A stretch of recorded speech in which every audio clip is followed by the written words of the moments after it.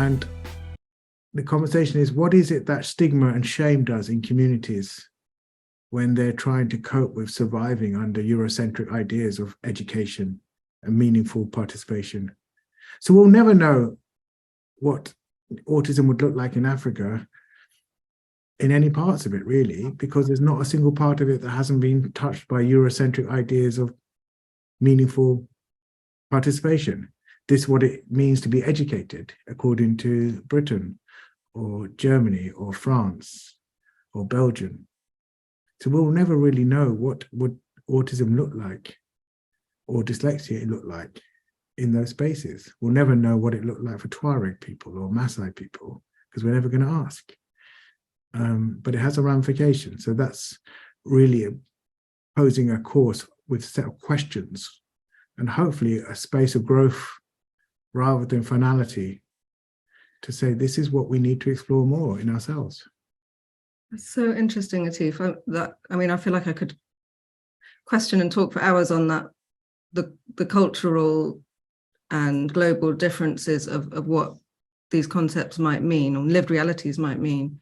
And I completely agree with you that, due to the long history and violence of colonization, slavery, and all those interconnecting webs of racial capitalism, I agree, have completely kind of conditioned what education and work and organizations look like. But I would maybe challenge the question of that doesn't mean we couldn't know what it might feel like, or how it might be lived in indigenous cultures.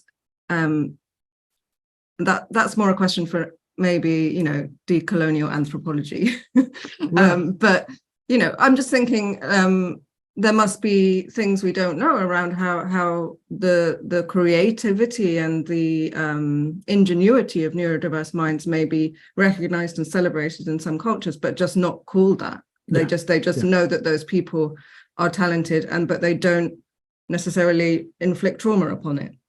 Absolutely. No, absolutely. And how liberating to see that. Well, I mean, absolutely. I love that. I just want to pause because there's such joy in what Alice just said there. And for folks listening, maybe if we took away the labels, not because they don't matter, but because they tell us only something, but they're pretending to tell us so much more. And they're not designed in intersectional realities. But look, if we were to go, I'm going to take us down a rabbit hole, but indulge me if I think with Alice's I like rabbit holes. That's ironic. I look at, look, we once lived in high stress environments, right? It was food scarcity. That's stressful. And then you realize you're being hunted. I know it sounds like a long time ago, but we lived in caves for a long time. We lived in hunter-gatherer societies for a long time. So the very people that were needed the most would have been the ADHD types, the folks who were constantly alert, focusing on 15 things, trying to bring that focus down to 5 things. But their mind is constantly looking at what's around the corner, what's not here, what haven't I seen? Those are the folks who will be celebrated because they're keeping the tribe and the village or the community alive, and they're keeping it fed.